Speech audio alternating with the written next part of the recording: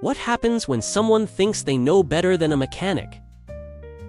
Stick around to find out, and don't forget to hit subscribe and like if you love true stories where karma pulls up with a tow truck, a free upgrade, or a pair of handcuffs.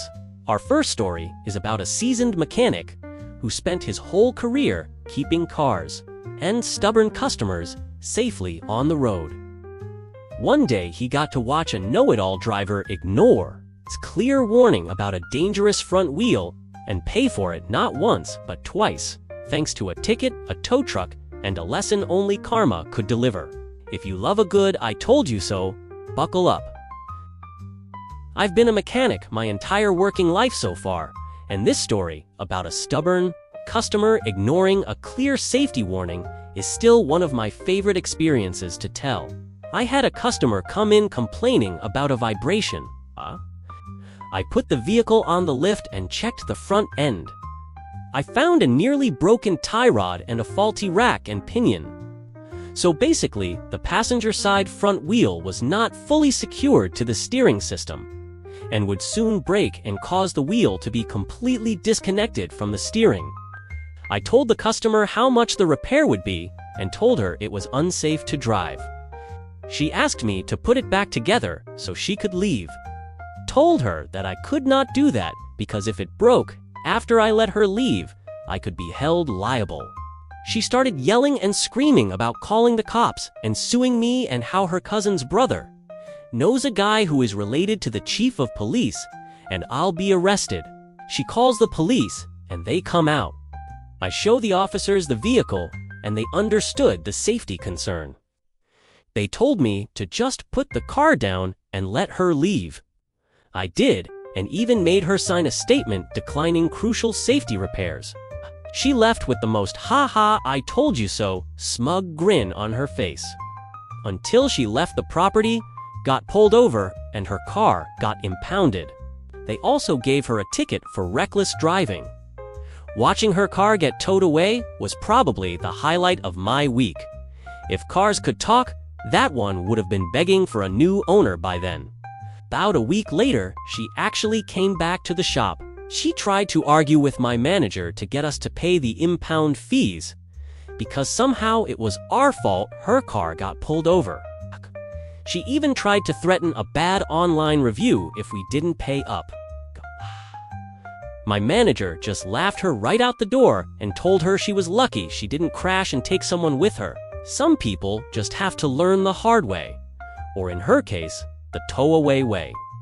To top it all off, the best part was a few days after that, I saw her car back on a tow truck coming past the shop again. Turns out she ignored fixing it and tried to drive it home from the impound lot anyway. It broke down a mile away and left her stranded on the side of the road. Sometimes stubbornness builds character, and sometimes it just builds a bigger towing bill.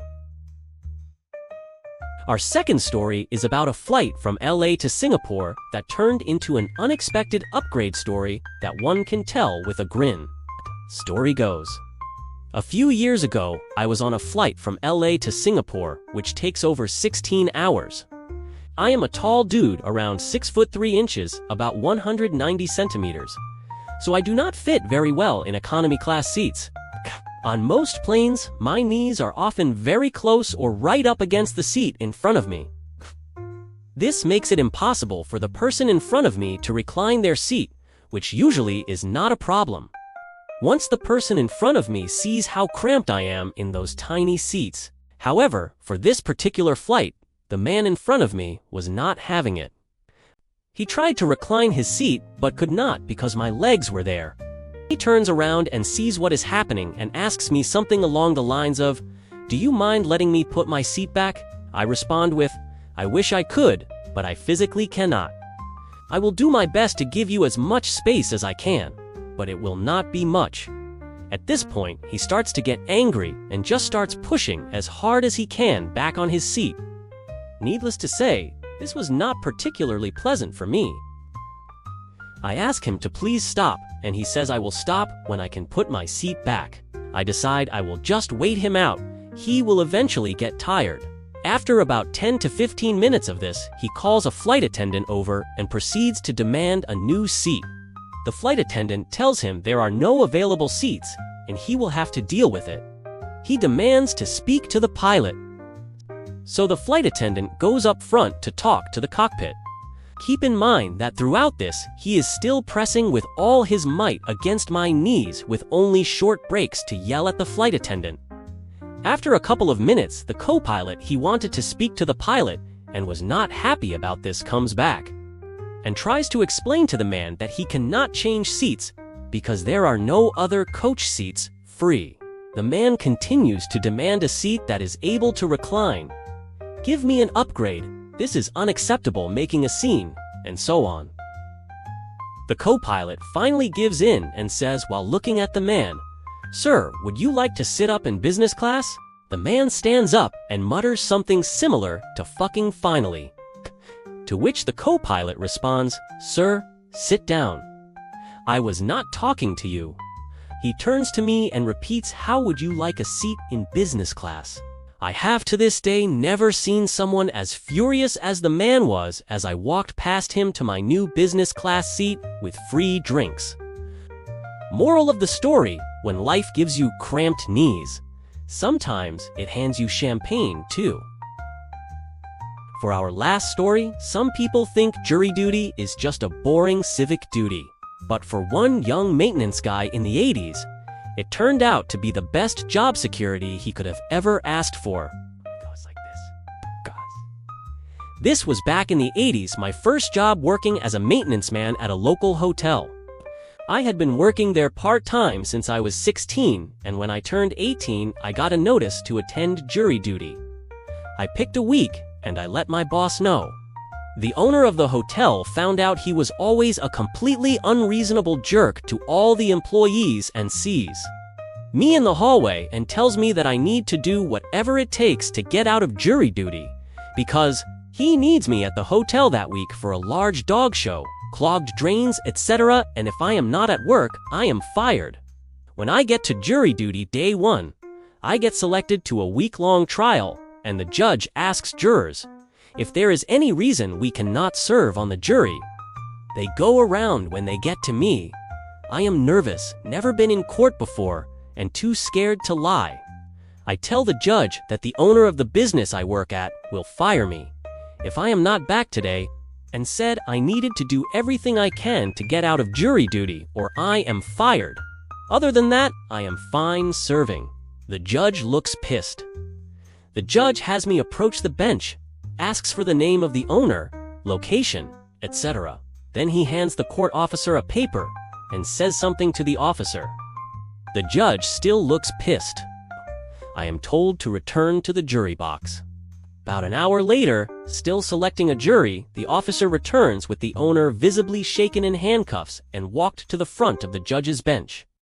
The owner is standing in front of the judge. The judge asks him questions which he apologetically tries to worm out of. Then the judge, looking even more pissed, instructs him that I will be here for jury duty. I will serve as long as I need to, and he should not do anything to retaliate against me, and that the judge is filing charges and will be instructing the clerk to check with me regularly, and if for any reason I am fired or face any disciplinary action at work, he will hold the owner in contempt, violation of a court order, etc., a bunch of legal stuff, and he will spend time behind bars thinking about how important jury duty is. Then the judge makes him apologize to me in court. I made it onto the jury and I served the week. I reported back to work the following week.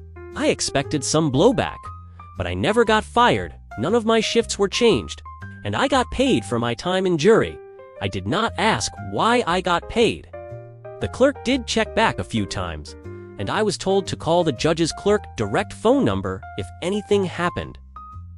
It was awesome. I was pretty much bulletproof and worked until I saved enough to go back to school. Turns out, jury duty did not just serve justice in court, it made my jerk boss serve up steady paychecks with a side of respect. Now that is what I call civic duty with perks.